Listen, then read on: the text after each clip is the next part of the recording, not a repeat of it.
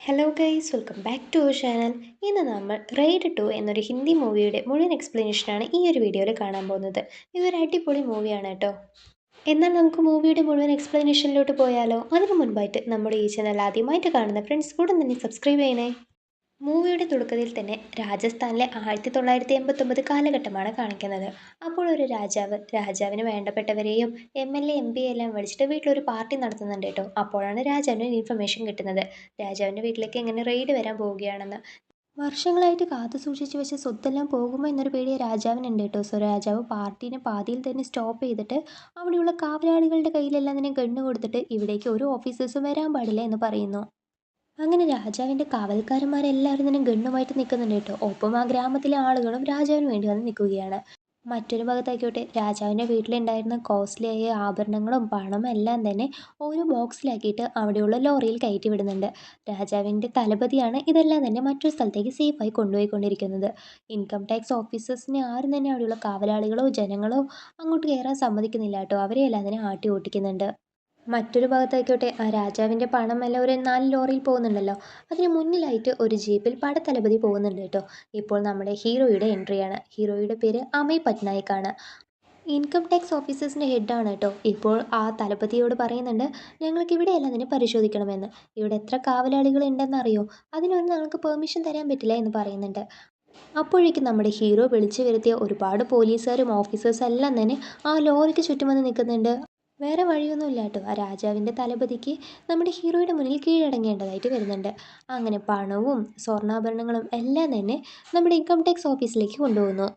രാജാവിൻ്റെ ആ തലപതിക്ക് എന്ത് ചെയ്യണമെന്ന് അറിയുന്നില്ല കേട്ടോ. ഇപ്പോൾ നമ്മുടെ ഹീറോൻ്റെ അടുത്ത് വന്നിട്ട് ഡീലിംഗ് സംസാരിക്കുന്നുണ്ട്. നിങ്ങൾക്ക് എത്ര പണം വേണമെങ്കിലും തരാം, 10 ലക്ഷം രൂപ വരെ തരാൻ തയ്യാറാണ്. ഇതെല്ലാം രാജാവിൻ്റെ സ്വത്താണ്, രാജാവിൻ്റെ കയ്യിൽ തന്നെ കൊടുക്കണമെന്ന് പറയുന്നുണ്ട്. അപ്പോൾ നമ്മുടെ ഹീറോ പറയുന്നുണ്ട്, 2 കോടി രൂപ തരുവാണെങ്കിൽ ഞാനിതിന് സമ്മതിക്കാമെന്ന് പറയുന്നുണ്ട്. ഇത് കേൾക്കുന്ന അയാളും ആകെ ഷോക്കായി പോകുന്നുണ്ട് കേട്ടോ. വേറെ വഴിയൊന്നും തന്നെ ഇല്ല, നമ്മുടെ ഹീറോന് 2 കോടി രൂപ കൊടുത്തേ പറ്റൂ. അങ്ങനെ ആ സീൻ കട്ട് ചെയ്തിട്ട് ജയിലാണ് കേട്ടോ കാണിക്കുന്നത്. പണ്ട് വലിയ പൊളിറ്റീഷ്യനായിട്ട് ബ്ലാക്ക് മണിയെല്ലാം കാരണം നമ്മുടെ ഹീറോ കാരണം തന്നെ ജയിലിലേക്ക് വന്ന ഒരാളെ കാണിക്കുന്നുണ്ട്. ഇയാളുടെ പേര് രാമേശ്വർ എന്നാണ്. രാമേശ്വർ ഇപ്പോൾ ഒരു കാര്യം കേൾക്കുന്നുണ്ട്. അതായത് നമ്മുടെ ഹീറോ 73ാമത്തെ ടൈമായിട്ട് ഒരു സ്ഥലത്ത് റെയ്ഡ് പോവുകയും അതുമൂലം 73ാമത്തെ തവണ ട്രാൻസ്ഫറും കിട്ടിയിരിക്കുകയാണെന്ന് അറിയുന്നു. അങ്ങനെ ഇപ്പോൾ നമ്മുടെ ഹീറോയെ കാണിക്കുന്നുണ്ട് കേട്ടോ. ഹീറോ ഭാര്യയ്ക്ക് വേണ്ടിയിട്ട് ഒരു സാരി കൊണ്ടുവന്ന് കൊടുക്കുന്നുണ്ട്. ഭാര്യയും ആ സാരി എടുത്തിട്ട് അലമാരയിൽ വെക്കാൻ പോകുമ്പോൾ ഹീറോ പറയുന്നുണ്ട്, അത് ബാഗിൽ വെക്കുന്നതാണ് നല്ലതെന്ന്. അപ്പോൾ ഹീറോയിന് മനസ്സിലാവുന്നുണ്ട് കേട്ടോ, ഹീറോന് 73ാമത്തെ തവണയും ട്രാൻസ്ഫർ കിട്ടിയിരിക്കുകയാണെന്ന്. ഇവർക്കൊരു മോള് കൂടിയിട്ടുണ്ട് കേട്ടോ. അവളായിക്കോട്ടെ അച്ഛനും വെറുതെ ട്രാൻസ്ഫർ കിട്ടുന്നുണ്ട്, അതുകൊണ്ട് തന്നെ എനിക്ക് ഒരുപാട് സ്കൂളിൽ മാറി മാറി പഠിക്കേണ്ടതായിട്ട് വരുന്നു, എനിക്ക് നല്ല ഫ്രണ്ട് പോലും ഇല്ല എന്ന് പറഞ്ഞ് വിഷമിക്കുന്നു. അങ്ങനെ നമ്മുടെ ഹീറോയും ഹീറോയിനും ഇവരുടെ മോളും കൂടിയിട്ട് വേറൊരു ഗ്രാമത്തിലേക്ക് പോകുന്നുണ്ട് കേട്ടോ. ആ ഗ്രാമത്തിൻ്റെ പേര് ഭോജ് എന്നാണ്. അവിടേക്ക് കയറുമ്പോൾ തന്നെ അവിടെയുള്ള ബാനറെല്ലാം തന്നെ നമ്മുടെ ഹീറോ ശ്രദ്ധിക്കുന്നു. ആ പോസ്റ്ററിലെല്ലാം തന്നെ അവിടെയുള്ള മിനിസ്റ്ററായ ദാദാബായിയുടേതാണ് കേട്ടോ. ദാദാബായിനെ അവിടെയുള്ള ജനങ്ങളെല്ലാം ദൈവത്തിനെ പോലെയാണ് കാണുന്നത്. അവിടെയുള്ള ജനങ്ങൾക്ക് വേണ്ടിയിട്ട് ഹോസ്പിറ്റൽ കെട്ടിക്കൊടുക്കുകയും വിദ്യാലയങ്ങൾ സ്ഥാപിക്കുകയും അങ്ങനെ ഒരുപാട് നല്ല കാര്യങ്ങളെല്ലാം ചെയ്തിട്ടുണ്ട്. അങ്ങനെ ഇപ്പോൾ ദാദാബായിനെ കാണിക്കുന്നു. ദാദാബായി അമ്മയുടെ കാലെല്ലാം തന്നെ പാല് കൊണ്ട് അഭിഷേകം ചെയ്യുകയാണ്. അമ്മയെ അത്രത്തോളം റെസ്പെക്റ്റ് ചെയ്യുന്നുണ്ട് കേട്ടോ. പിന്നെ ദാദാബായിക്ക് സ്വന്തമായിട്ടൊരു ഫൗണ്ടേഷൻ ഉണ്ട്. അവിടെ ഒരുപാട് അനാഥ കുഞ്ഞുങ്ങൾ താമസിച്ച് പഠിക്കുകയെല്ലാം തന്നെ ചെയ്യുന്നുണ്ട്. അങ്ങനെ വീണ്ടും നമ്മുടെ ഹീറോയെ കാണിക്കുന്നു. ഹീറോ പുതിയതായി വന്ന ഗ്രാമത്തിലും അദ്ദേഹത്തിൻ്റെ ഓഫീസിലേക്ക് പോകുന്നുണ്ട് കേട്ടോ. നോർമലി ഇൻകം ടാക്സ് ഓഫീസേഴ്സ് എല്ലാം 9:30ക്കാണ് വരിക. നമ്മുടെ ഹീറോ 9 മണിക്ക് തന്നെ എത്തിയിരിക്കുകയാണ്. പിന്നാലെ വരുന്ന ഓഫീസേഴ്സ് എല്ലാം അമയ് പട്നായിക് വന്നിരിക്കുകയാണോ എന്ന് പറഞ്ഞ് ഒരുമാതിരി ഷോക്കോട് കൂടി തന്നെ നോക്കുന്നുണ്ട്. കാരണം ഇതിൽ മിക്ക ആളുകളും നമ്മുടെ ഹീറോയെക്കുറിച്ച് കേട്ടിട്ടുണ്ട് കേട്ടോ. ഹീറോ ഇപ്പോൾ അവിടെ ജോലി ചെയ്യുന്ന ഓഫീസേഴ്സിൻ്റെ അടുത്ത് പറയുന്നുണ്ട്, ഇവിടെയുള്ള എല്ലാ പ്രോപ്പർട്ടിയുടെ ഫയൽസും എനിക്ക് എത്രയും പെട്ടെന്ന് എത്തണമെന്ന്. അപ്പോൾ അവിടെയുള്ളവർ പറയുന്നുണ്ട്, ഇവിടെ ഒരു പ്രശ്നവുമില്ല, ഇവിടെയുള്ള കാര്യങ്ങളെല്ലാം തന്നെ ഭയങ്കര നീറ്റായിട്ടാണ് പോകുന്നത്. കാരണം എല്ലാം തന്നെ ദാദാബായിയുടെ കൺട്രോളിലാണ് ഉള്ളതെന്ന് പറയുന്നുണ്ട്. അതിലൊരു സ്റ്റാഫായി ഗീത ആയിക്കോട്ടെ നമ്മുടെ അമയ് പട്നായിക്കിൻ്റെ വലിയ ഫാനാണ് കേട്ടോ. അദ്ദേഹം 73 റെയ്ഡ് പോയിട്ടുണ്ടല്ലോ. അതിനെക്കുറിച്ചുള്ള ഡീറ്റെയിൽസ് പേപ്പർ കട്ടിംഗ് എല്ലാം തന്നെ ശേഖരിച്ച് വെച്ചിട്ടുണ്ട്. അതെല്ലാം തന്നെ നമ്മുടെ ഹീറോന് കാണിച്ചു കൊടുക്കുകയും ചെയ്യുന്നു. പക്ഷെ അവിടെയുള്ള ഒരു ഓഫീസർ മാത്രം നമ്മുടെ ഹീറോനെ പുച്ഛിക്കുന്ന രീതിയിലാണ് സംസാരിക്കുന്നത്. ഇത്രയും തവണ ട്രാൻസ്ഫർ അയാൾ ഇനി ഇവിടെ നിന്ന് എപ്പോഴാണാവോ പോകാൻ പോകുന്നത് എന്ന പോലെ പറയുന്നു. ഓഫീസിൽ നടന്ന ഈ കാര്യമെല്ലാം തന്നെ നമ്മുടെ ഹീറോ വീട്ടിലിരുന്ന് ആലോചിക്കുന്നുണ്ട്. അങ്ങനെ നെക്സ്റ്റ് ഡേ തന്നെ ഹീറോ ആ മിനിസ്റ്ററായ ദാദാബായിയുടെ ഫൗണ്ടേഷൻ്റെ സ്ഥലത്ത് പോകുന്നുണ്ട് കേട്ടോ. അവിടെ ഒരു 40 അടി ഉയരത്തിൽ കൈൻ്റെ സ്റ്റാച്ചു എല്ലാം തന്നെ ഉണ്ട്. അതെല്ലാം നമ്മുടെ ഹീറോ നോക്കി നിൽക്കുന്നുണ്ട്. ഹീറോയുടെ പുറകിൽ തന്നെ ആ ദാദാബായി വന്ന് നിൽക്കുന്നുണ്ട്. നമ്മുടെ ഹീറോയിൻ്റെ അടുത്ത് വളരെ മര്യാദപൂർവ്വമാണ് സംസാരിക്കുന്നത്. എന്തായാലും ഞങ്ങളുടെ ഗ്രാമത്തിലേക്ക് പുതിയതായിട്ട് ജോലിക്ക് വേണ്ടി വന്ന ആളല്ലേ, എന്തെങ്കിലും ഹെൽപ്പ് വേണമെങ്കിൽ എന്നോട് ചോദിച്ചോളൂ എന്നെല്ലാം തന്നെ പറയുന്നു. പിന്നീട് നമ്മുടെ ഹീറോ ദാദാബായിനെ കുറിച്ച് കൂടുതൽ അറിയണമെന്ന് വിചാരിച്ചിട്ട് അവിടെയുള്ള ലോക്കൽ മാർക്കറ്റിലേക്ക് പോകുന്നുണ്ട് കേട്ടോ. ഒരു ഷൂ കടയിലേക്ക് പോകുന്നു. അവിടെയുള്ള കടക്കാരനോട് സംസാരിക്കുന്നുണ്ട്. അപ്പോൾ ആ കടക്കാരൻ പറയുന്നുണ്ട്, 20 വർഷങ്ങൾക്ക് മുൻപ് ഈ ഒരു ഷൂ കട ദാദാബായിയുടേതായിരുന്നു. ഒരു ദിവസം ദാദാബായി ഫ്രണ്ട്സിൻ്റെ ഒപ്പം ചേർന്നിട്ട് ഈ ഒരു ഷൂ കട മൊത്തം വിറ്റിട്ട് അതിൽ നിന്നും കിട്ടിയ പണം വെച്ചിട്ട് ഗ്രാമത്തിലുള്ള എല്ലാവർക്കും ഭക്ഷണം കൊടുത്തിട്ടുണ്ടായിരുന്നു. അതുമൂലം ജനങ്ങൾക്ക് എല്ലാവർക്കും തന്നെ ദാദാബായിനെ വലിയ കാര്യമായിരുന്നു. ഇത് യൂസ് ചെയ്തിട്ട് എങ്ങനെയെങ്കിലുമൊക്കെ ഇലക്ഷനിൽ നിൽക്കണമെന്ന് വിചാരിക്കുന്നുണ്ട്. അതുകൊണ്ട് തന്നെ ഒരു MLA സീറ്റ് കിട്ടുമോ എന്ന് ചോദിച്ചിട്ട് ദാദാബായി CMനെ പോയി കാണുന്നു. CM ആയിക്കോട്ടെ, നിനക്കൊക്കെ എന്ത് അർഹതയാണ് ഉള്ളതെന്ന് പറഞ്ഞിട്ട് നമ്മുടെ ദാദാബായിനെ അപമാനിച്ചു വിടുന്നു. അതുമാത്രമല്ല കേട്ടോ, ദാദാബായിൻ്റെ ചെരുപ്പുകൾ തന്നെ തലയിൽ വെച്ചിട്ട് ആ ഓഫീസിൽ നിന്നും ഇറങ്ങി പോകാനായിട്ട് പറയുന്നുണ്ട്. ഇത് കാണുന്ന നാട്ടുകാർക്ക് എല്ലാവർക്കും തന്നെ ആകെ എന്തോ പോലെ ആവുന്നുണ്ട്. ദാദാബായിനെ ഇത്രത്തോളം അപമാനിച്ചത് കൊണ്ട് തന്നെ ജനങ്ങൾ CMനെ എതിർക്കുകയും ഒപ്പം ദാദാബായിനെ സപ്പോർട്ട് ചെയ്യുകയും ചെയ്യുന്നുണ്ട്. അങ്ങനെ ദാദാബായി ഒരു സ്വതന്ത്ര സ്ഥാനാർത്ഥിയായിട്ട് ഇലക്ഷനിൽ മത്സരിച്ചിട്ട് ഒരു MLA ആയി. പിന്നീട് ദാദാബായിയുടെ വളർച്ച അടിപൊളിയായിരുന്നു കേട്ടോ. ഒരു ഘട്ടത്തിൽ CMന് തന്നെ ദാദാബായിയുടെ ഹെൽപ്പ് എല്ലാം തന്നെ ആവശ്യമായിട്ടുണ്ടായിരുന്നു. സോ CM നമ്മുടെ ദാദാബായിൻ്റെ അടുത്ത് വന്ന് സംസാരിച്ചിട്ട്, നീ ഞങ്ങളുടെ കൂടെ ഞങ്ങളുടെ പാർട്ടിയിലേക്ക് വരണമെന്ന് പറയുന്നുണ്ട്. അന്നൊരു ദിവസം എന്നെ നിങ്ങൾ അപമാനിച്ചുവല്ലോ, അതേപോലെ നിങ്ങളും ചെയ്യണമെന്ന് പറഞ്ഞിട്ട് ദാദാബായിയുടെ ചെരുപ്പ് അഴിക്കുന്നുണ്ട്. ആ മിനിസ്റ്റർ ആ ചെരുപ്പ് എടുത്തിട്ട് അയാളുടെ തലയിൽ വെച്ച് നടക്കുന്നുണ്ട്. അങ്ങനെ ദാദാബായിനെ സ്വന്തം രാഷ്ട്രീയ പാർട്ടിയിലേക്ക് ചേർക്കുന്നുണ്ട് കേട്ടോ. പിന്നീട് ദാദാബായി മിനിസ്റ്റർ ആവുകയും പിന്നീട് ദാദാബായി സ്വന്തമായിട്ട് കുറേ സംരംഭങ്ങൾ തുടങ്ങുകയും ആ ഗ്രാമത്തിലെ പാവപ്പെട്ട ജനങ്ങൾക്കെല്ലാം തൊഴിലവസരങ്ങൾ ഉണ്ടാക്കി കൊടുക്കുകയും ചെയ്തു. ജോലിയില്ലാത്ത സ്ത്രീകൾക്കെല്ലാം ജോലിയെക്കുറിച്ച് പഠിക്കാനുള്ള ഓരോ അവസരങ്ങളും ഉണ്ടാക്കി കൊടുത്തിട്ടുണ്ടായിരുന്നു. ദാദാബായിക്ക് ഒരു പെൺകുട്ടി ഇഷ്ടമായിട്ടുണ്ടായിരുന്നു കേട്ടോ. കുറച്ച് വർഷങ്ങൾക്ക് മുൻപ് ഒരു ട്രെയിൻ ആക്സിഡൻറ്റിൽ അവൾ മരണപ്പെടുകയും ചെയ്തിട്ടുണ്ടായിരുന്നു. അങ്ങനെ ദാദാബായിനെ കുറിച്ചുള്ള കാര്യങ്ങളെല്ലാം നമ്മുടെ ഹീറോ അറിഞ്ഞിരിക്കുകയാണ്. ശേഷം ഹീറോയുടെ വീട്ടിൽ ഹീറോ കുടുംബത്തോടൊപ്പം ഹോളി സെലിബ്രേറ്റ് ചെയ്തുകൊണ്ടിരിക്കുകയായിരുന്നു. അപ്പോൾ രാത്രി സമയത്ത് ഹീറോന് എന്തോ ഒരു ഫോൺ കോൾ വരികയും ഹീറോ രാത്രി തന്നെ എവിടെയോ പോവുകയും ചെയ്യുന്നുണ്ട്. അങ്ങനെ അടുത്ത ദിവസം നമ്മുടെ ഹീറോ അവിടെയുള്ള നെൽപ്പാടങ്ങളെല്ലാം പോയി സന്ദർശിക്കുന്നുണ്ട്. അവിടെയുള്ള മാക്സിമം സ്ഥലങ്ങളും ദാദാബായിയുടെ പേരിലാണ് ഉള്ളത്. അതെന്താണെന്ന് അവിടെയുള്ള ആളുകളോട് നമ്മുടെ ഹീറോ ചോദിക്കുന്നു. അപ്പോൾ അവിടെയുള്ള കർഷകർ പറയുന്നുണ്ട്, ദാദാബായി ഭയങ്കര ലക്കിയാണ്. അദ്ദേഹത്തിൻ്റെ പേരിൽ ഈ സ്ഥലം ഉള്ളത് കൊണ്ട് തന്നെ ഞങ്ങൾക്ക് നല്ല രീതിക്ക് വിളവ് കിട്ടുന്നുണ്ട്. അതുകൊണ്ടാണെന്നൊക്കെ പറയുന്നു. അങ്ങനെ ഒരു ദിവസം നമ്മുടെ ഹീറോ അദ്ദേഹത്തിൻ്റെ ഓഫീസിലുണ്ടായിരുന്ന എല്ലാ ഇൻകം ടാക്സ് ഓഫീസേഴ്സിനെയും രാത്രി സമയത്ത് ഒരു സ്ഥലത്തേക്ക് വിളിച്ചു ചേർക്കുന്നു. എന്നിട്ട് ഒരു നോട്ടീസ് എല്ലാവരുടെ കയ്യിലും കൊടുക്കുന്നുണ്ട് കേട്ടോ. ഇനിയിപ്പോൾ അടുത്തതായിട്ട് ദാദാബായിയുടെ സ്ഥലത്ത് പോയിട്ടാണ് റെയ്ഡ് ചെയ്യാൻ പോകുന്നതെന്ന് പറയുന്നു. ഇത് കേൾക്കുന്ന ആളുകളെല്ലാം ചിരിക്കുന്നുണ്ട് കേട്ടോ. അദ്ദേഹം വളരെ മാന്യനാണ്, അവിടെ റെയ്ഡ് ചെയ്തിട്ട് ഒന്നും കിട്ടാൻ പോകുന്നില്ല എന്ന് പറയുന്നു. അപ്പോഴാണ് ഹീറോ കണ്ടെത്തിയ ഒരു കാര്യം പറയുന്നത്. സ്റ്റാർട്ടിംഗ് സീനിൽ നമ്മുടെ ഹീറോ ഒരു രാജാവിൻ്റെ അടുത്ത് 2 കോടി രൂപ പണം തരികയാണെങ്കിൽ നിങ്ങൾ പറയുന്നത് ചെയ്യാമെന്ന് പറഞ്ഞില്ലേ? അത് തന്നെ നമ്മുടെ ഹീറോയുടെ പ്ലാനാണ്. ഹീറോ പറഞ്ഞത് കേട്ടിട്ട് ആ രാജാവിൻ്റെ തലപതി പണം എടുക്കാൻ വേണ്ടിയിട്ട് ഒരു സ്ഥലത്തേക്ക് പോകുന്നു. അവിടേക്ക് നമ്മുടെ ഹീറോ സ്വന്തം ആളിനെയും പറഞ്ഞയക്കുന്നുണ്ട് കേട്ടോ. അങ്ങനെ എവിടേക്കാണ് പോകുന്നതെന്നെല്ലാം തന്നെ അറിയുന്നുണ്ട്. അതായത് ആ തലപതി ഈ രാജാവിന് വേണ്ടിയിട്ട് 2 കോടി രൂപ ചോദിക്കുന്നത് ദാദാബായിയുടെ അടുത്താണ് കേട്ടോ. ദാദാബായിയും ആ രാജാവും ഫ്രണ്ട്സാണ്. ഈ കാര്യം അറിയാൻ വേണ്ടിയിട്ടാണ് നമ്മുടെ ഹീറോ 2 കോടി രൂപ ആവശ്യപ്പെട്ടിട്ടുണ്ടായിരുന്നത്. ഇപ്പോൾ ഹീറോ ആ 2 കോടി രൂപയൊന്നും വേണ്ട എന്ന് പറയുന്നുണ്ട് കേട്ടോ. അതെല്ലാം തന്നെ ഗവൺമെൻറ്റിൻ്റെ കയ്യിൽ തന്നെ ഏൽപ്പിക്കുന്നുണ്ട്. എന്നിട്ട് രാജാവിനെയും ആ തലപതിയെയും എല്ലാം തന്നെ ജയിലിൽ വെക്കുന്നു. ശേഷം നമ്മുടെ ഹീറോ സീനിയർ ഓഫീസറിനെ കണ്ടിട്ട് എനിക്ക് ട്രാൻസ്ഫർ വേണം, അതും ഭോജ് എന്ന ഈ സ്ഥലത്താണ് വേണ്ടതെന്ന് പറയുന്നുണ്ട്. അതായത് ദാദാബായിനെ കുറിച്ച് കൂടുതൽ അറിയാൻ വേണ്ടിയിട്ടാണ് നമ്മുടെ ഹീറോ ഈ ഒരു ഗ്രാമത്തിലേക്ക് തന്നെ വന്നത്. തുടർന്ന് ദാദാബായിനെ കുറിച്ച് കൂടുതൽ കാര്യങ്ങളെല്ലാം തന്നെ അറിഞ്ഞു. മുംബൈയിൽ ഒരുപാട് കമ്പനി ഉണ്ട് കേട്ടോ. അതെല്ലാം തന്നെ ദാദാബായിയുടേതാണ്. പക്ഷെ അതൊന്നും തന്നെ അയാളുടെ പേരിലല്ല ഉള്ളത്. ആ ഗ്രാമത്തിലെ പാവപ്പെട്ട ആളുകളുടെ പേരിലാണ് ഉള്ളത്. അവരോട് വന്ന് അന്വേഷിക്കുമ്പോഴോ അവർക്ക് ഒരു നേരത്തിന് ഭക്ഷണം പോലും ഇല്ലാതെ കഷ്ടപ്പെടുന്ന ആളുകളാണ്. ഹീറോന് കൂടുതൽ സംശയം തോന്നിയിട്ട് ആ ദാദാബായിയുടെ ഫൗണ്ടേഷന് മുന്നിൽ ഒരു കൈൻ്റെ സ്റ്റാച്യു ഉണ്ടല്ലോ, അതൊന്ന് പോയി ചെക്ക് ചെയ്യുന്നുണ്ട് കേട്ടോ. അതെല്ലാം തന്നെ ഗോൾഡാണ്. അതായത് ബ്ലാക്ക് മണി കൊണ്ട് അയാൾ ഇങ്ങനെയെല്ലാമാണ് ഓരോന്ന് ഉണ്ടാക്കിയിരിക്കുന്നത്. അതേപോലെ ആ ഫൗണ്ടേഷനിൽ ഒരു സീക്രട്ട് മുറി ഉണ്ടല്ലോ, ആ മുറിയിലാണ് ദാദാബായിയുടെ പ്രോപ്പർട്ടി റിലേറ്റഡ് ആയ എല്ലാ ഫയൽസും ഉള്ളത്. അങ്ങനെ ഹോളിഡേ രാത്രി നമ്മുടെ ഹീറോന് ഫോൺ കോൾ വന്നിട്ട് പോയില്ലേ, അതെല്ലാം തന്നെ ഇങ്ങനെയുള്ള ഇൻഫർമേഷൻ കളക്ട് ചെയ്യാൻ വേണ്ടിയിട്ടായിരുന്നു. അതേപോലെ ദാദാബായിയുടെ പേരിലുള്ള കൃഷിസ്ഥലം ഉണ്ടല്ലോ, അവിടെയെല്ലാം നമ്മുടെ ഹീറോയെ പരിശോധിക്കുന്നുണ്ട്. അവിടെയുള്ള മണ്ണിന് താഴെയായിട്ട് ഓരോ ബോക്സ് ഉണ്ട്. ആ ബോക്സിലെല്ലാം പണമാണ് ഉള്ളത്. അങ്ങനെ ഏകദേശം 30 സെർച്ച് വാറൻറ്റുമായിട്ടാണ് ഇപ്പോൾ ഹീറോ സ്വന്തം ടീമിനോട് സംസാരിച്ചുകൊണ്ടിരിക്കുന്നത്. ഇത് കേൾക്കുന്ന മറ്റു ഓഫീസേഴ്സ് എല്ലാവരും ഷോക്കാവുന്നുണ്ട് കേട്ടോ. അങ്ങനെ എല്ലാവരും കൂടിയിട്ട് ദാദാബായിയുടെ സ്ഥലമെല്ലാം പരിശോധിക്കാൻ വേണ്ടി പോവുകയാണ്. നമ്മുടെ ഹീറോ ആദ്യം തന്നെ ദാദാബായിയുടെ വീട്ടിലേക്കാണ് കേട്ടോ പോകുന്നത്. ജോലിക്കാരനായിക്കോട്ടെ ഇൻകം ടാക്സ് ഓഫീസേഴ്സിനെയൊന്നും അകത്തേക്ക് വിടില്ല എന്നല്ലാതെ തന്നെ ഒരുമാതിരി ഭീഷണിപ്പെടുത്തുന്ന രീതിയിലാണ് സംസാരിക്കുന്നത്. ഹീറോയുടെ കൂടെ പോലീസുകാരെല്ലാവരും ഉള്ളത് കൊണ്ട് തന്നെ ജോലിക്കാരന് കൂടുതലൊന്നും പറയാൻ കഴിയുന്നില്ല കേട്ടോ. ഹീറോയും ടീമും അകത്തേക്ക് പോകുന്നു. ആ സമയത്ത് ദാദാബായ് അമ്മയുടെ കാലെല്ലാം തന്നെ പാലഭിഷേകം ചെയ്തുകൊണ്ടിരിക്കുകയാണ്. നമ്മുടെ ഹീറോ ആയിക്കോട്ടെ വീട് മൊത്തം സെർച്ച് ചെയ്യണമെന്ന് പറയുന്നുണ്ട്. ദാദാബായിയുടെ മുഖത്തായിക്കോട്ടെ ഒരു ഭാവ വ്യത്യാസവും ഇല്ല കേട്ടോ. അമ്മയ്ക്ക് ദാദാബായിനെ ഒരുപാട് വിശ്വാസമാണ്. അതുകൊണ്ട് തന്നെ നമ്മുടെ ഹീറോയോട് പറയുന്നുണ്ട്, ഇവിടേക്ക് റെയ്ഡ് നടത്തിയിട്ട് നിങ്ങൾക്ക് എന്ത് കിട്ടാൻ പോകാനാണ്? എൻ്റെ മകൻ തങ്കപ്പെട്ടവനാണെന്ന് പറയുന്നുണ്ട്. തുടർന്ന് നമ്മുടെ ഹീറോയും ടീമും ആ വീട് മൊത്തം പരിശോധിക്കുന്നുണ്ട് കേട്ടോ. കുറച്ച് സ്വർണ്ണം മാത്രമാണ് കിട്ടുന്നത്. അതും ദാദാബായി അമ്മയ്ക്ക് വേണ്ടി വാങ്ങിയതാണെന്ന് പറഞ്ഞിട്ട് അതിൻ്റെ പ്രോപ്പർ ബില്ലെല്ലാം തന്നെ കാണിക്കുന്നുണ്ട്.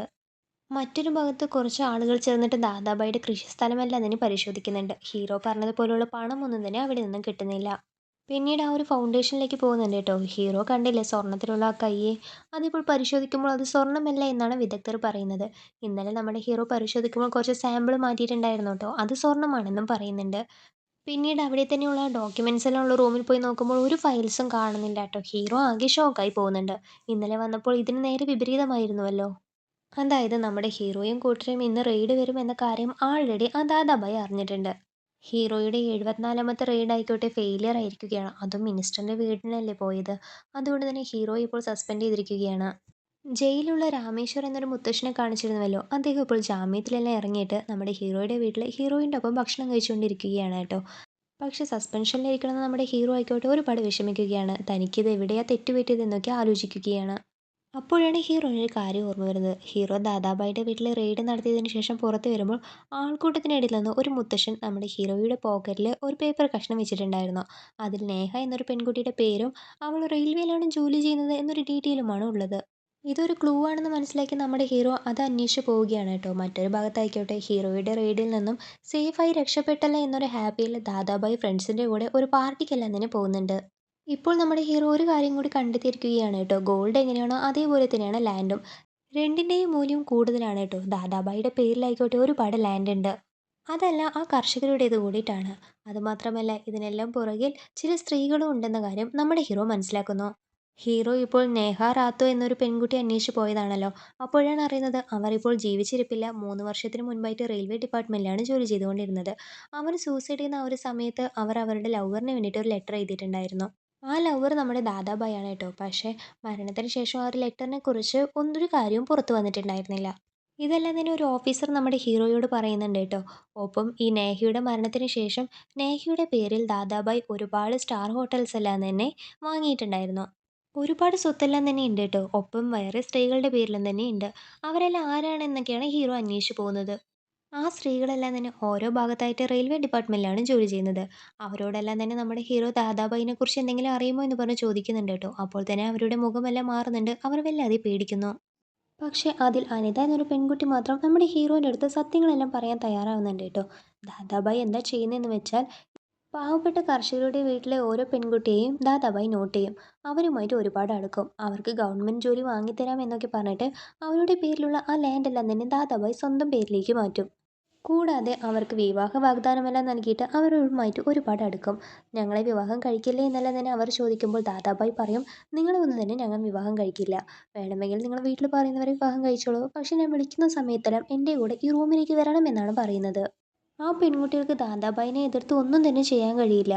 ദാദാബായി അവരുടെ ജീവിതവും നശിപ്പിച്ചിട്ട് അവരുടെ ലാൻഡെല്ലാം സ്വന്തമാക്കിയിട്ട് പാവം ആ പെൺകുട്ടികൾ ഏതോ ഒരു ജില്ലയിൽ റെയിൽവേയിൽ ചെറിയ ജോലി ചെയ്തിട്ടാണ് ജീവിക്കുന്നത്.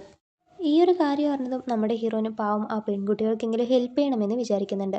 അവർക്ക് നീതി കിട്ടണമെന്നൊക്കെ നമ്മുടെ ഹീറോ തൻ്റെ ഹയർ ഓഫീസറിനെ കണ്ട് സംസാരിക്കുന്നുണ്ട് കേട്ടോ. അപ്പോൾ അവർ പറയുന്നുണ്ട്, നമ്മുടെ ജോലി റെയ്ഡ് നടത്തുന്നത്, ടാക്സ് അടയ്ക്കാത്തവരെ കണ്ടെത്തുന്നത് എന്നൊക്കെ മാത്രമാണ്.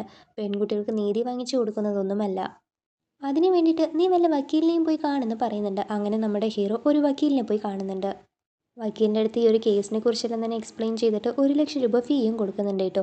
വക്കീൽ ആദ്യം തന്നെ ദാദാബായിക്കെതിരായിട്ട് ഒരു നോട്ടീസ് അയക്കുന്നുണ്ട്. ഇപ്പോൾ നമ്മുടെ ഹീറോ ദാദാബായിക്ക് കോൾ വിളിച്ചിട്ട്, നിന്നെ ആ ഒരു ടാക്സിൽ എനിക്ക് പിടിക്കാൻ കഴിഞ്ഞില്ല. പക്ഷേ ഈ പെൺകുട്ടികൾക്ക് നീതി വാങ്ങിച്ചു കൊടുത്തിട്ട് ആ വഴിയെങ്കിലും നിന്നെ ജയിലിലാക്കുമെന്ന് പറയുന്നു.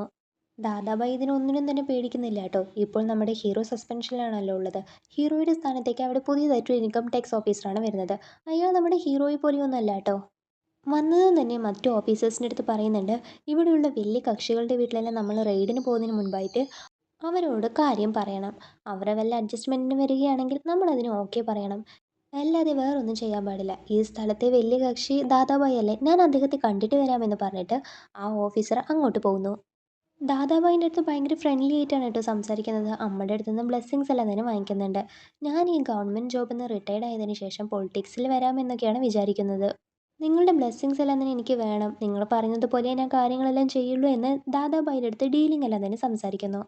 മറ്റൊരു ഭാഗത്തായിക്കോട്ടെ നമ്മുടെ ഹീറോന് വേണ്ടി ഹാജരായ വക്കീലിൻ്റെ അടുത്ത് ദാദാബായിയുടെ അസിസ്റ്റൻ്റ് വന്നിട്ട് ഈ ഒരു കേസ് ഞങ്ങൾക്ക് അനുകൂലമായ രീതിയിൽ വേണം നിങ്ങൾ വാദിക്കാൻ.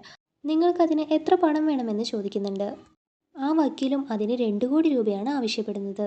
മറ്റൊരു ഭാഗത്ത് ഗീതയായിക്കോട്ടെ നമ്മുടെ ഹീറോയെ ഒന്ന് കാണണമെന്ന് പറയുന്നുണ്ട് കേട്ടോ. എന്നിട്ട് ഹീറോയോട് പറയുന്നുണ്ട്, അന്ന് നമ്മൾ റെയ്ഡ് പോയ ദിവസം നിങ്ങൾ സസ്പെൻഡഡായി. അതിനുശേഷം ഞാൻ കുറച്ച് കാര്യങ്ങൾ കണ്ടെത്തി. നമ്മൾ റെയ്ഡ് പോയത് മുൻകൂട്ടി അറിഞ്ഞിട്ട് അയാളുടെ സ്ഥലത്തുണ്ടായിരുന്ന പണപ്പെട്ടികളും സ്വർണ്ണാഭരണങ്ങളെല്ലാം തന്നെ ഒരു 3 കാളവണ്ടിയിലൂടെ ഇവിടെ നിന്ന് സ്ഥലം മാറ്റിയിട്ടുണ്ടായിരുന്നു. അതിനുള്ള കുറച്ച് എവിഡൻസ് എല്ലാം തന്നെ എനിക്ക് കിട്ടിയിട്ടുണ്ട്. അതേപോലെ തന്നെ നമ്മുടെ ഹീറോ ഇവിടേക്ക് സ്ഥലം മാറി വന്നപ്പോൾ തന്നെ ദാദാബായിക്ക് ഇനി നമ്മുടെ ഹീറോ കാരണം എന്തെങ്കിലും പ്രശ്നം വരുമോ എന്നൊരു പേടിയുണ്ടായിരുന്നു. അതുകൊണ്ട് തന്നെ ഹീറോ വന്ന ഫസ്റ്റ് ഡേ മുതൽ ഹീറോയുടെ എല്ലാ കാര്യങ്ങളും ദാദാബായി നിരീക്ഷിക്കുകയുണ്ടായി. അങ്ങനെയാണ് നമ്മുടെ ഹീറോ ആ ഫൗണ്ടേഷനിൽ പോയിട്ട് ഗോൾഡ് ചെക്ക് ചെയ്തതും അവിടെയുള്ള കാര്യങ്ങൾ കണ്ടെത്തിയതെല്ലാം തന്നെ ദാദാബായി നേരത്തെ അറിഞ്ഞിട്ട് ഇതെല്ലാം തന്നെ മാറ്റിയത്. ഇപ്പോൾ പ്രസൻറ്റിൽ ഈ കാര്യമെല്ലാം തന്നെ അസിസ്റ്റൻ്റായ ഗീത നമ്മുടെ ഹീറോയോട് പറയുന്നുണ്ട്. ഹീറോ ചോദിക്കുന്നുണ്ട്, നമ്മുടെ ഈ ഒരു സ്ഥലത്ത് 100 കാളവണ്ടി വെച്ചിരിക്കുന്ന ആൾ ആരാണെന്ന് ചോദിക്കുന്നത്. അത് മിക്കവാറും ഈ സ്ഥലത്തെ ജന്മിയായിരിക്കുമെന്ന് പറയുന്നുണ്ട്. എന്നാൽ പിന്നെ ജന്മിയുടെ വീട്ടിൽ തന്നെ നിങ്ങൾ റെയ്ഡ് പൊയ്ക്കോളൂ, അവിടെയായിരിക്കും ആ സ്വർണ്ണമെല്ലാം ഉള്ളതെന്ന് ഹീറോ ഗീതയോട് പറയുന്നു. പുതിയതായിട്ട് വന്ന ഇൻകം ടാക്സ് ഓഫീസർ ആയിക്കോട്ടെ ദാദാബായിയുടെ പണമാണെന്ന് അറിഞ്ഞു കഴിഞ്ഞാൽ അവിടേക്ക് റെയ്ഡ് ഒന്നും തന്നെ പോവില്ലല്ലോ. സോ ഈ ഒരു കാര്യം പറയേണ്ട, ജന്മിയുടെ വീട്ടിൽ കുറേ പണമുണ്ട്, നമുക്ക് പോവാമെന്ന് മാത്രം പറയുമെന്ന് പറയുന്നുണ്ട്. ഗീതയും ഹീറോ പറഞ്ഞ പോലെ ആ ഓഫീസറോട് പറയുന്നുണ്ട് കേട്ടോ. അങ്ങനെ അടുത്ത ദിവസം തന്നെ എല്ലാവരും കൂടിയിട്ട് ആ ജന്മിയുടെ വീട്ടിലേക്ക് റെയ്ഡിന് വേണ്ടിയിട്ട് പോകുന്നു. വീട്ടിനകത്തുള്ള ഫ്രിഡ്ജ്, പുറത്തുള്ള വൈക്കോലിൻ്റെ ഇടയിൽ അങ്ങനെ പറഞ്ഞ് ഒരുപാട് പണം അവിടെ നിന്നും കിട്ടുന്നുണ്ട് കേട്ടോ. 20 കോടി രൂപ പണവും 5-6 കിലോ സ്വർണവുമാണ് കിട്ടുന്നത്. അതെല്ലാം തന്നെ അവർ കസ്റ്റഡിയിൽ എടുക്കുന്നുണ്ട് കേട്ടോ. ഇപ്പോൾ നമ്മുടെ ഹീറോ ദാദാബായിക്ക് കോള് വിളിച്ചിട്ട്, നിനക്കിന്നൊരു 5 സംഭവം നടക്കും. അതിൽ 5-മത്തെ സംഭവം എന്തെന്നാൽ ആ ജന്മിയുടെ വീട്ടിൽ നീ മറച്ചു വെച്ചിട്ടുണ്ടല്ലോ പണവും സ്വർണവും, അതെല്ലാം തന്നെ ഇപ്പോൾ ഞങ്ങളുടെ കസ്റ്റഡിയിൽ എത്തുമെന്ന് പറയുന്നുണ്ട്. പറഞ്ഞതുപോലെ തന്നെ സംഭവിച്ചല്ലോ. ആ പുതിയ ഇൻകം ടാക്സ് ഓഫീസർ ആയിക്കോട്ടെ ദാദാബായിയുടെ അടുത്ത് വന്നിട്ട് ഒരുപാട് മാപ്പ് ചോദിക്കുന്നുണ്ട് കേട്ടോ. നിങ്ങളുടേതാണെന്ന് എനിക്ക് അറിയില്ല, അറിയാതെയാണ് അങ്ങോട്ട് റെയ്ഡിന് പോയതെന്നെല്ലാം പറയുന്നു. ശരി, ഇനിയിപ്പോൾ എവിടെ റെയ്ഡിന് പോവുകയാണെങ്കിലും എന്നോട് പറഞ്ഞിട്ട് വേണം പോവാൻ എന്നെല്ലാം തന്നെ ദാദാബായ് അയാളോട് പറയുന്നുണ്ട്. ദാദാബായിക്ക് ഇപ്പോൾ നല്ലോണം പേടിയാവുന്നുണ്ട് കേട്ടോ. കാരണം സ്വത്തെല്ലാം തന്നെ 5 സ്ഥലങ്ങളിലായിട്ടാണ് മറച്ചു വെച്ചിട്ടുണ്ടായിരുന്നത്. ഇനിയിപ്പോൾ വേറെ സ്ഥലത്തുള്ള പണത്തിനെ സേഫായിട്ട് വീട്ടിലേക്ക് കൊണ്ടുവരണമെന്ന് തൻ്റെ അടിയാളുകളോട് പറയുന്നുണ്ട്. അങ്ങനെ ദാദാബായിയുടെ അസിസ്റ്റൻ്റ് ആ പണം എടുക്കാൻ വേണ്ടിയിട്ട് മറ്റൊരു സ്ഥലത്തേക്ക് പോകുന്നുണ്ട് കേട്ടോ. അപ്പോഴേക്കും അവിടേക്ക് ഇൻകം ടാക്സ് ഓഫീസേഴ്സ് സെർച്ചിന് പോയിട്ട് ആ പണമെല്ലാം തന്നെ അവർ എടുത്തിരിക്കുകയാണ്. ഹീറോ എങ്ങനെയാണ് ഈ കാര്യങ്ങളെല്ലാം കണ്ടെത്തുന്നത് എന്ന് പറഞ്ഞിട്ട് ദാദാബായി ഭയങ്കരമായിട്ട് ടെൻഷൻ ആവുന്നുണ്ട് കേട്ടോ. എന്നിട്ട് ഇപ്പോൾ മൂന്നാമതായിട്ട് ഒരു സ്ഥലത്ത് പണമുണ്ട്, അത് എടുത്തിട്ട് വരണമെന്ന് തൻ്റെ അസിസ്റ്റൻറ്റിനോട് പറയുന്നുണ്ട്. അതിന് മുൻപായിട്ട് തന്നെയാണ് നമ്മുടെ ഹീറോ അതേ സ്ഥലത്തിലേക്ക് പോകുന്നുണ്ട് കേട്ടോ. പക്ഷെ അവിടെ പണമൊന്നും തന്നെ ഇല്ല. ഇപ്പോഴാണ് ദാദാബായിക്ക് മനസ്സിലാവുന്നത് ഇവിടെയുള്ള ഇൻഫർമേഷൻസ് എല്ലാം ആരാ പറയുന്നതെന്ന്. അത് ദാദാബായിയുടെ അസിസ്റ്റൻ്റ് തന്നെയാണ് കേട്ടോ. അയാളെയിട്ട് ദാദാബായി ഒരുപാട് അടിക്കുന്നുണ്ട്. മറ്റൊരു ഭാഗത്തായിക്കോട്ടെ കോർട്ടിൽ ആ ഒരു കേസ് നടന്നുകൊണ്ടിരിക്കുകയാണല്ലോ. ഈ ദാദാബായി കാരണം കഷ്ടപ്പെടുന്ന പെൺകുട്ടികളെല്ലാവരും അവിടെ വന്ന് പറഞ്ഞാൽ മാത്രമേ ഈ ഒരു കേസിൽ ദാദാബായിക്ക് ശിക്ഷ കിട്ടുകയുള്ളൂ. ഒരു പെൺകുട്ടി മാത്രമാണ് കേട്ടോ തനിക്ക് നടന്ന സംഭവങ്ങളെല്ലാം കോർട്ടിൽ വന്ന് പറയാൻ തയ്യാറാവുന്നത്. മറ്റു പെൺകുട്ടികളെല്ലാം പേടിക്കുന്നുണ്ട്. അവരോടെല്ലാം തന്നെ നമ്മുടെ ഹീറോയിൻ നേരിട്ട് പോയി സംസാരിച്ച് അവർക്ക് ധൈര്യം കൊടുക്കുന്നുണ്ട്. നിങ്ങളുടെ ലൈഫ് നശിപ്പിച്ചിട്ട് നിങ്ങളുടെ സ്വത്തെല്ലാം കൈക്കലാക്കിയിട്ട് അയാൾ സുഖമായിട്ട് അവിടെ നടക്കുന്നുണ്ട്. നിങ്ങളിപ്പോൾ ഇവിടെ നിന്ന് കഷ്ടപ്പെടണോ? നിങ്ങൾക്ക് ന്യായം കിട്ടേണ്ടേ എന്നെല്ലാം ചോദിക്കുന്നുണ്ട്. ആ പെൺകുട്ടികളും നമ്മുടെ ഹീറോയിനെ വിശ്വസിക്കുന്നുണ്ട്. മറ്റൊരു ഭാഗത്ത് ദാദാബായി നമ്മുടെ ഹീറോനെ കോൾ വിളിച്ചിട്ട്, നിനക്ക് ഇത്രയും നേരം ഇൻഫർമേഷൻ തന്ന എൻ്റെ അസിസ്റ്റൻറ്റിനെ ഞാനിപ്പോൾ കണ്ടെത്തിയിരിക്കുകയാണ്. ഇനി നീ എന്താ ചെയ്യാൻ പോകുന്നതെന്ന് എനിക്കൊന്ന് കാണണമല്ലോ എന്ന് പറയുന്നുണ്ട്. അതേപോലെ ഹീറോന് വേണ്ടി ഹാജരാകുന്ന ആ വക്കീൽ 2 കോടി രൂപയാണല്ലോ ആവശ്യപ്പെട്ടത്. പക്ഷേ ഈ ദാദാബായി 5 കോടി രൂപയാണ് അയാൾക്ക് കൊടുക്കുന്നത്. എങ്ങനെയെങ്കിലുമൊക്കെ ഈ ഒരു കേസിൽ ഞാൻ ജയിക്കണമെന്ന് ദാദാബായി പറയുന്നു. അങ്ങനെ അടുത്ത ദിവസം കോർട്ടിൽ കേസ് വരുന്നുണ്ട് കേട്ടോ. ദാദാബായിനെ പേടിച്ചിട്ട് ദാദാബായിക്കെതിരായിട്ട് സാക്ഷി പറയാൻ വരുന്ന പെൺകുട്ടികൾ ആരും തന്നെ അങ്ങോട്ട് വന്നിട്ടില്ല. അപ്പോഴാണ് വക്കീൽ മറ്റൊരു എവിഡൻസ് ജഡ്ജിന് മുന്നിൽ കൊടുക്കുന്നത്. ദാദാബായി ഈ വക്കീലിൻ്റെ അടുത്ത് വന്നിട്ട് ഡീലിംഗ് സംസാരിച്ചുവല്ലോ. ഈ ഒരു കേസ് എങ്ങനെയെങ്കിലും ഒഴിവാക്കി തരണം, അതിനുവേണ്ടി 5 കോടി രൂപ തരാമെന്ന്. അതിൻ്റെ വീഡിയോ പ്രൂഫാണ് കാണിക്കുന്നത്. ഒപ്പം തന്നെ ദാദാബായി കൊടുത്ത 5 കോടി രൂപയും ഇപ്പോൾ ആ കോർട്ടിൽ കാണിക്കുന്നുണ്ട് കേട്ടോ. ഇതുപോലെ തന്നെ ആ ദാദാബായിയാണ് കുറ്റക്കാരനെന്ന് കോർട്ടിന് മുന്നിൽ തെളിഞ്ഞിരിക്കുകയാണ്. അങ്ങനെ ഇപ്പോൾ മറ്റൊരു ട്വിസ്റ്റ് കാണിക്കുന്നുണ്ട് കേട്ടോ. പുതിയതായിട്ടൊരു ഇൻകം ടാക്സ് ഓഫീസർ വന്നുവല്ലോ. അയാൾ പോലും ദാദാബായിയുടെ കൂടെ ഫ്രണ്ട്ലി ആയല്ലോ. ശരിക്കും അയാൾ നമ്മുടെ ഹീറോയുടെ ആളാണ്. ഇത്രയും ദിവസം മോശപ്പെട്ടവനെ പോലെ അഭിനയിക്കുകയായിരുന്നു. ഈ ദാദാബായിക്ക് സിറ്റിയിൽ ഒരുപാട് ലക്ഷറി ഹോട്ടൽസ് എല്ലാം തന്നെയുണ്ട്. അതെല്ലാം തന്നെ തൻ്റെ എക്സ് ലവറിൻ്റെ പേരിലാണെന്ന് പറഞ്ഞുവല്ലോ. അതെല്ലാം ജനങ്ങളെ ബോധിപ്പിക്കാൻ വേണ്ടിയിട്ടാണ് കേട്ടോ.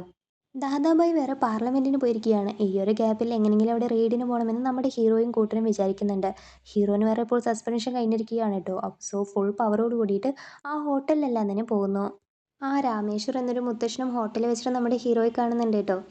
എന്നിട്ട് പറയുന്നുണ്ട്, എന്ത് പറ്റി, ദാദാബായിയുടെ എല്ലാ കാര്യങ്ങളൊന്നും പുറത്തു വരാൻ പോവുകയാണോ? ഞാൻ ഈ ഹോട്ടലിൽ വെറുതെ വന്നതാണ്, എന്തായാലും നിന്റെ പണി നടക്കട്ടെ എന്ന് പറഞ്ഞിട്ട് പോകുന്നു. ഇപ്പോൾ പാർലമെൻറ്റിലിരിക്കുന്ന ദാദാബായിക്കും ഇങ്ങനെ ഒരു റെയ്ഡ് നടക്കാൻ പോവുകയാണെന്ന കാര്യം അറിയുന്നുണ്ട് കേട്ടോ. വേഗം അവിടെ നിന്ന് പോകുന്നുണ്ട്. മറ്റൊരു ഭാഗത്തായിക്കോട്ടെ ആ ഹോട്ടലിലെ പാൻട്രി എന്നൊരു മുറിയിൽ നമ്മുടെ ഹീറോ സെർച്ച് ചെയ്യുന്നു. അതിനുള്ളിൽ ഒരുപാട് ബെഡുണ്ട് കേട്ടോ. ആ ബെഡെല്ലാം കയറുമ്പോൾ അതിനകത്ത് കുറേ പണമാണ് ഉള്ളത്. അതേപോലെ ആ ഒരു ഹോട്ടലിൽ അലാറം വെച്ചിട്ട് എല്ലാ ഗസ്റ്റിനെയും ഹാളിലേക്ക് കൊണ്ടുവരുന്നുണ്ട്. ശേഷം അവിടെയുള്ള ഓരോ മുറിയിലും പോയി ചെക്ക് ചെയ്യുമ്പോൾ അവിടെയെല്ലാം സ്വർണം കൊണ്ടുള്ള പൈപ്പുകളാണ് കേട്ടോ. അതെല്ലാം തന്നെ നമ്മുടെ ഹീറോ കറക്റ്റായിട്ട് കണ്ടെത്തുന്നുണ്ട്. അവിടെയുള്ള ഒരു ചുമര് മാത്രം എന്തോ പ്ലാസ്റ്റിക് കൊണ്ടുള്ളത് പോലെ തോന്നുന്നുണ്ട്. ഹീറോ അത് പൊട്ടിച്ചു നോക്കുന്നുണ്ട് കേട്ടോ. അതിനകത്തായിക്കോട്ടെ ഒരുപാട് പണവും സ്വർണ്ണങ്ങളും എല്ലാം തന്നെയുണ്ട്. മറ്റൊരു ഭാഗത്ത് ദാദാബായി ആയിക്കോട്ടെ വേഗം CMന് കോൾ വിളിച്ചിട്ട് എനിക്ക് എന്തെങ്കിലും ഹെൽപ്പ് ചെയ്യാൻ പറ്റുമോ എന്ന് പറഞ്ഞ് ചോദിക്കുന്നു. എൻ്റെ കയ്യിൽ ഒന്നുമില്ല, എല്ലാം സെൻട്രൽ ഗവൺമെൻറ്റിൻ്റെ കയ്യിലാണെന്ന് അദ്ദേഹം പറയുന്നു. ദാദാബായി PMനും കോൾ വിളിക്കുന്നുണ്ട് കേട്ടോ. PM ആയിക്കോട്ടെ കോളൊന്നും തന്നെ അറ്റൻഡ് ചെയ്യുന്നത് പോലും ഇല്ല. ദാദാബായി ഇപ്പോൾ ശരിക്കും പെട്ടിരിക്കുകയാണ് കേട്ടോ. വേറെ വഴിയൊന്നും തന്നെ ഇല്ല.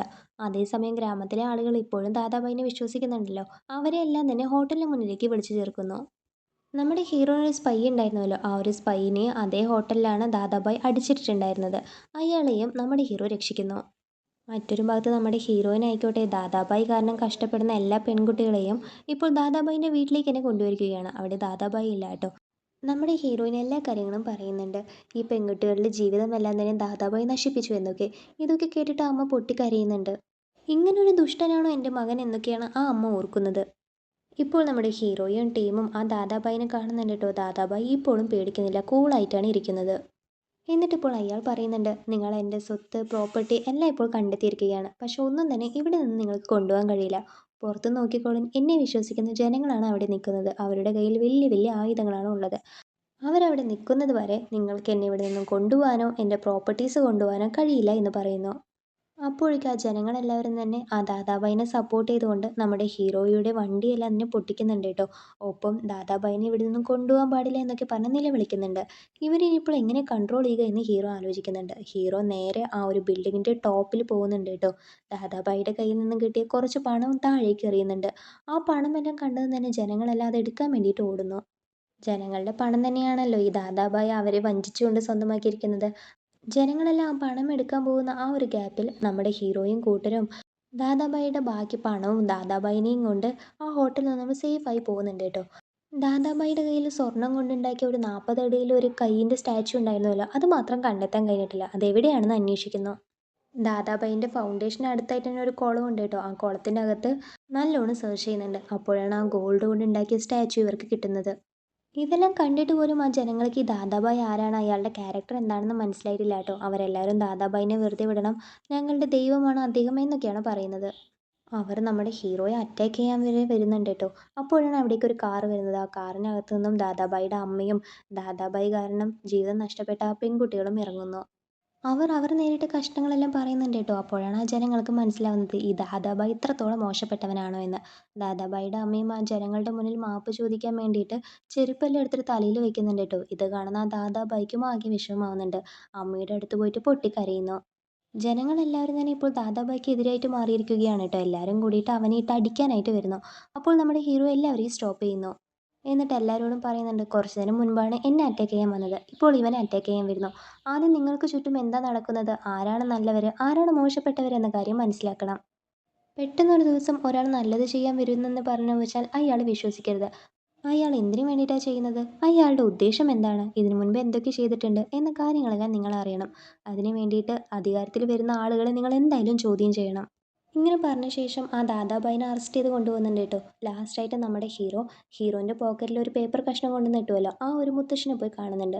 നിങ്ങൾ എൻ്റെ പോക്കറ്റിൽ ആ ഒരു പേപ്പർ കഷ്ണം ഇട്ടത് കൊണ്ടാണ് എനിക്ക് ഇത്രയും കാര്യങ്ങൾ കണ്ടെത്താൻ കഴിഞ്ഞത്. നിങ്ങൾ എന്തിനാണ് എനിക്ക് ഹെൽപ്പ് ചെയ്തത് എന്ന് പറഞ്ഞ് ചോദിക്കുന്നു. ഇയാൾ വേറെ ആരുമല്ല കേട്ടോ. ദാദാബായി ഒരു പെൺകുട്ടിയെ പ്രണയിച്ചുവല്ലോ. ആ പെൺകുട്ടി പോലും ചീറ്റ് ചെയ്ത് അറിഞ്ഞിട്ട് സൂസൈഡ് ചെയ്തുവല്ലോ. ആ പെൺകുട്ടിയുടെ അച്ഛനാണ് ഇദ്ദേഹം. മകളുടെ മരണത്തിനെങ്കിലും ഒരു നീതി കിട്ടട്ടെ എന്ന് കരുതിയിട്ടാണ് അദ്ദേഹം നമ്മുടെ ഹീറോനെ ഹെൽപ്പ് ചെയ്തത്. ഇങ്ങനെയാണ് ഈ ഒരു മൂവി എൻഡ് ചെയ്യുന്നത്. ഈ മൂവി നിങ്ങൾക്ക് ഇഷ്ടമായോ? ഇഷ്ടമായാൽ ലൈക്ക് ചെയ്യൂ, ഷെയർ ചെയ്യൂ, കമൻറ്റ് ചെയ്യൂ. ഇതുപോലുള്ള വീഡിയോസുകൾ കാണാൻ വേണ്ടിയിട്ട് നമ്മുടെ ചാനൽ സബ്സ്ക്രൈബ് ചെയ്യുക.